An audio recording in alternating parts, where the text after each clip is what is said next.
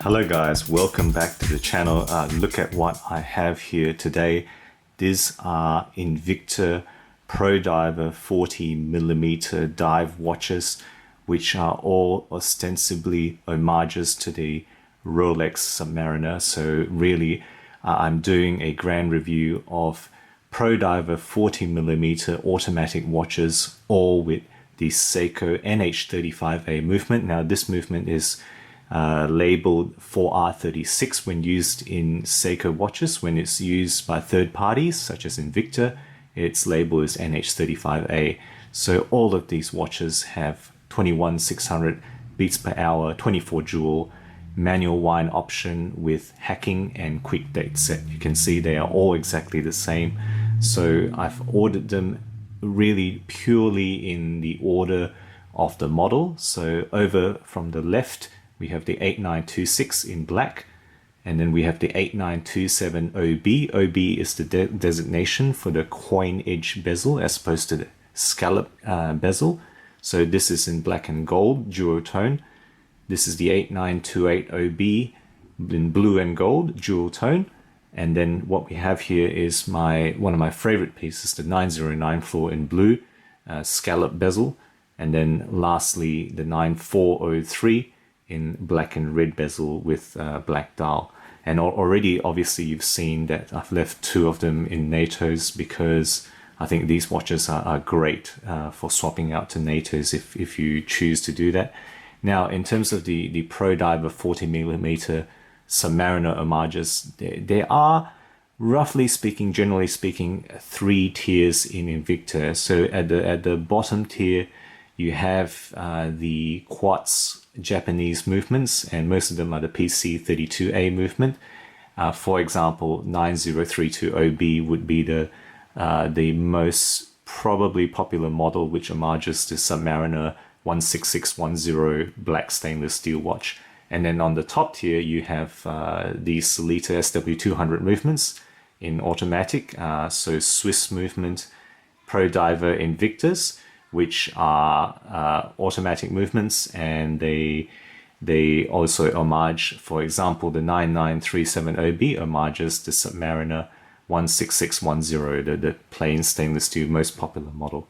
Okay, so let's just go through these. Most of these either have an MSRP of 315 or 795. 795 are the dual tone, gold PVD style, but really pay no attention to that. They are retailing between 75 to 85 USD on Amazon.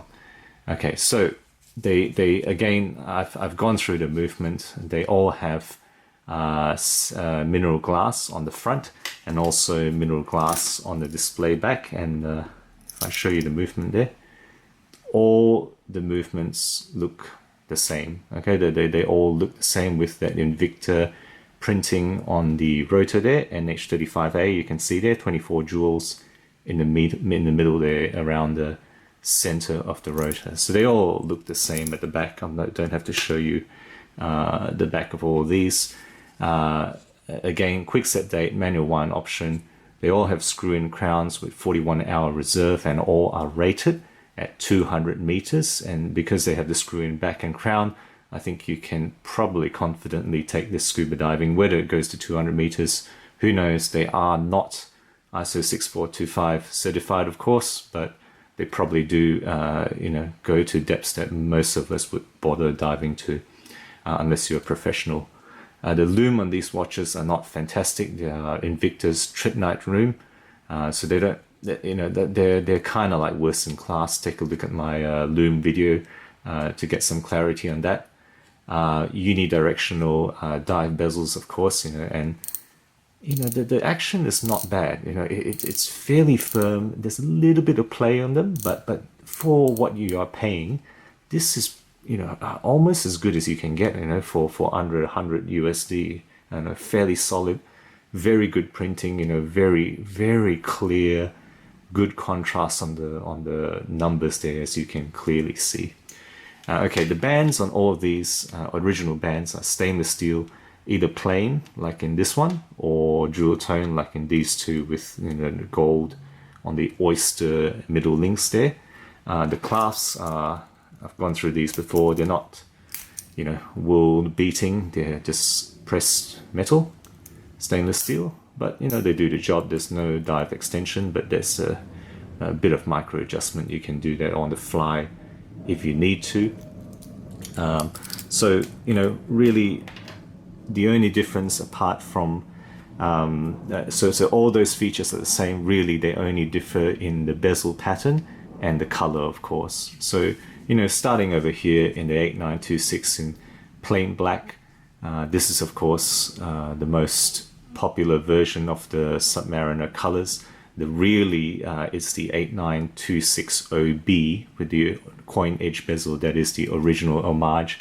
I think somebody, one of the users had asked me to review this watch in the OB bezel.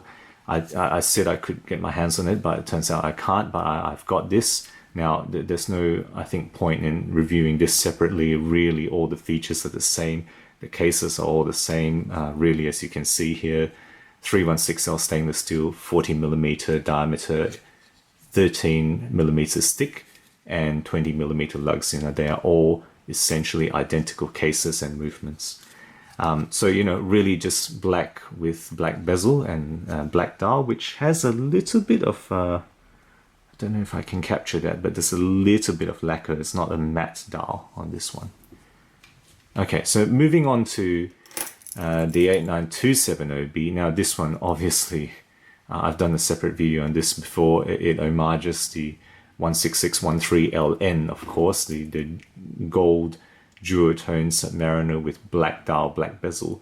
And again, this one is not matte, but has a slight lacquer on the dial there, with that PVD bezel, gold printing, you know, gold PVD on the bezel, and the oyster dial, as well as the crown, as is exactly the case in the Submariner, except the Submariner is in solid gold, of course, 18 karat gold. Okay, now this one. The 89280B homages the 16613LB, the Luné Bleu, the blue bezel, blue dial, and really, again, lacquer dial, blue on the bezel, and I think this is the most gorgeous looking of these ones. That blue is kind of electric and really reflects very well. And yeah, I really admire. I like the way this plays with the light, how this sits on the wrist. You know, that really, I think, is the beauty of the bunch here. Of course, these come in a wider range of colors and versions. You know, dual color bezels, different straps in rubber and what have you. These are the selection that I've got my hands on, and I think this just gives you a taste of the range of what they offer. The 9094, you know, one of my favorites, and the reason for this is that it closely resembles the Seamaster, the blue Seamaster that I have with the scallop dial, scalloped edge bezel, the blue dial. This one is a slight sunburst with lacquer, and the font as well, if you can see, is an updated font on the scallop bezels. You know, that's the more original, I guess, Submariner style font, if you will. This is a wider, larger font, which is kind of reminiscent to what Omega moved towards in their newer ceramic bezels. Okay. So, you know, that's the 9094. And then lastly, what I have here on the very right is my 9403. The only watch I have here with a two-colored bezel, which is in black and red. You know, maybe to make it more obvious which side is the side where the marker is. I'm not sure what else that functions as, but, you know, it's a nice touch of red there. So the only difference between this and this really is the bottom red side, but that really throws off the color to nicely match other NATOs such as this. So what I have over here are straps from the Sydney Strap Company, and this is the color of red and white, and they call this the Terminator. You want to particularly look that up. So, you know, Sydney Strap Company, 20mm striped NATO strap.